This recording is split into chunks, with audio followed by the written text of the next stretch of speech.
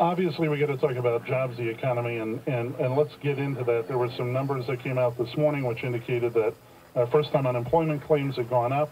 I guess some admission that the earlier good news about the unemployment rate overall was not as good as it probably was indicated by that number because of some jobs in California, some misreporting or whatever. But the bottom line is that jobs are still very much foursquare an issue in this race and all over the country. Congressman, what is your agenda to put people back to work? First of all, jobs and the economy are the first, second, and third issues in this race. You talk to constituents across the district, they'll tell you that's the issue. So I said in my opening statement, I was sent to Washington 18 months ago to stand up for the district, to fight my party when I thought they were wrong, and to take on the Democrat administration when I thought they were wrong. The fact is, over the course of the past 4 years, the jobs record, the economic record of this administration has been a failure. We have now a $16 trillion national debt. It's gone up 60% in less than 4 years. We have unemployment, they say 43 months over 8%. I believe the real, what they call the U60, real unemployment rate in double digits for 4 years. And you just confirmed that in the recent numbers that came out this morning. We have gasoline that went from $1.83 a gallon when President Obama was elected to $4 a gallon today. Those high energy prices, by the way, are dragging down the economy, dragging down the ability of manufacturers to be able to compete and to expand and to create jobs. I talk to businesses all the time. I visited over the course of this summer 100 businesses in 100 days to talk to them about the challenges that they face in growing the economy, growing their businesses, investing and creating jobs, getting people to work. And they've told me, and I put together a plan called Made in the USA, manufacturing plan for the United States. Businesses are looking for lower taxes, or at least a less complicated tax code. They want smart regulations. They don't want just more regulations. They're not against good regulations, but they need the regulations to be smart and targeted. And number three, they say the healthcare costs are out of control. These are issues that we can solve in the United States Congress. These are issues that the current administration has wholly failed to deliver on, whether it's healthcare, where President Obama has gotten the federal government more involved with more taxes and greater expenses to the small business and the individual, whether it's healthcare, failure in energy policy, or failure to get the economy moving again. I'm compelled by my district to stand up and say he's wrong in those areas, and that's what I was sent to do, and that's what I'm going to keep talking about. Well, you mentioned several things that we're obviously going to get back to: healthcare, energy policy, obviously tax code. Also, I want to visit that a little bit. But Kathy, what is your assessment of what the administration has done? Maybe where you would deviate, or what you believe ought to be the book of our agenda for jobs. Well, I'll tell you, the book for our agenda is action, not words. You can say anything you want. There's been 21 months that the Congressman's been in office, and I don't know why we haven't seen action on these things. The jobs and the economy has been, we've been in a critical situation for years now.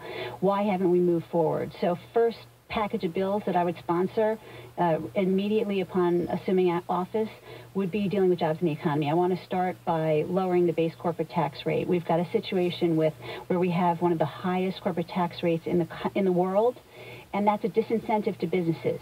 At the same time, we also need to eliminate the loopholes at the other end of the spectrum, because the businesses that are here are able to get out of paying the taxes that are due. So we're hemorrhaging jobs at both sides, Daryl. So what I want to do is lower the base corporate tax rates to encourage businesses to be able to create the jobs here.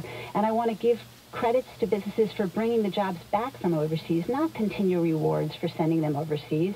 That's crazy. That's backwards. I want to enable us to be able to build it in America so that we could buy it in America and support our own and rebuild our manufacturing. And we need to be making strong and smart investments in our infrastructure and our research and technology.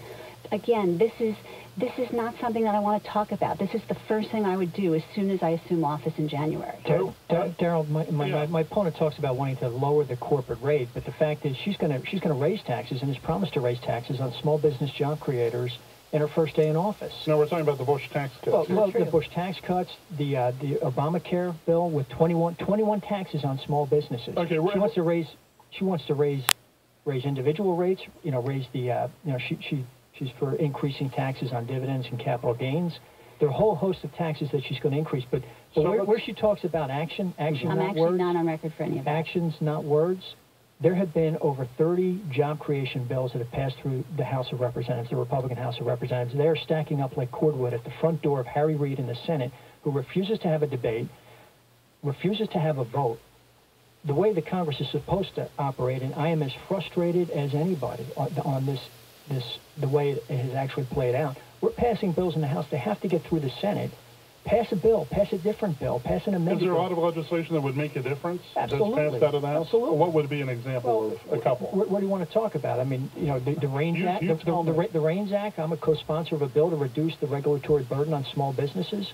It basically says if an administrative agency wants to adopt a regulation, not going through Congress, on their own administratively, if the impact on the economy is in excess of $100 million, it has to come back for an up or down vote, not attached to anything else. Up or down vote within 75 days of the House and Senate, or it does not go into effect. What would be another key piece of legislation that's gone through the House and is held up? Promoting exploration for energy and natural gas offshore. There are a whole host of bills. Mm-hmm. I want Kathy to come back, and obviously you took exception to some of what the Congressman said in terms of taxes. Yeah, correct. First of all, I'm not on the record for anything relating to capital gains tax. I'm not sure where you're getting that from. The only taxes that I've talked about are the Bush tax cuts, and I strongly believe that we need to end the Bush tax cuts for the wealthiest 1 to 2% of Americans, and that's ending the Bush tax cuts. And frankly, Darryl, you know, a lot of people think that the largest portion of our deficit was from the wars in Iraq and Afghanistan. But the Bush tax cuts actually added more to our deficit than the wars in Iraq and Afghanistan combined. And when you combine the fact that that was the only time in American history, or one of the only times in American history, that we've ever gone to war and cut taxes at the same time. So by avoiding paying the bill then, they're letting my 13-year-old daughter and all of our children and grandchildren pay the bill later.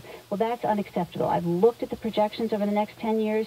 There is no way we emerge from this deficit, Darryl, without ending the Bush tax cuts for the wealthiest. And your cutoff line is where? Where's your cutoff line? You know what? I'm open-minded. You know, I don't sign pledges because I want our legislators going into the legislature without a preconceived notion that there's only one right way to do things. So whether it's 250,000, whether it's 500,000, I'm open to that discussion. What I do know is that the wealthiest 1 to 2%, those tax cuts should end. Those tax breaks must end, because you know how much that will shave off the deficit if we end the top 1 to 2%? It will shave $1 trillion off of the deficit. We can't afford not to do that. The Bush tax cuts are going to come to an end at the end of the year. I guess it's just a matter of figuring out what's going to happen. Darryl, I think we need to stop threatening to raise taxes on the American people and small businesses. I agree with President Clinton, former President Clinton. He says in a very different, and this, by the way, was President Obama's position 18 months ago. In a very difficult economy, in a slowly recovering, coming out of the recession period, don't increase taxes. Right. Clinton says it. Obama said it. President Obama said it 18 months ago. He's not saying it now, though. He's not saying it now. And Ms. Buchvar is saying basically she just promised to raise taxes on every family in excess of $250,000. That's a lot of Bucks County families. Well, she didn't commit to $250,000. Well, but she's running for the United States Congress, and now's the time to commit. You got to tell the people what you're for. I'm saying what I'm for. I'm not raising taxes on anybody. I don't think the small business should have a tax increase. I don't think small individual families in Bucks County ought to have tax increases. We need to recover first. We need to grow this economy. And I just heard a promise from my opponent that she's going to raise taxes on Bucks County and 8th District families, on 8th District businesses. The plan she just laid out would be a tax increase on 1 million small businesses in this country. That's not true. It is absolutely true, Darryl. Well, certainly.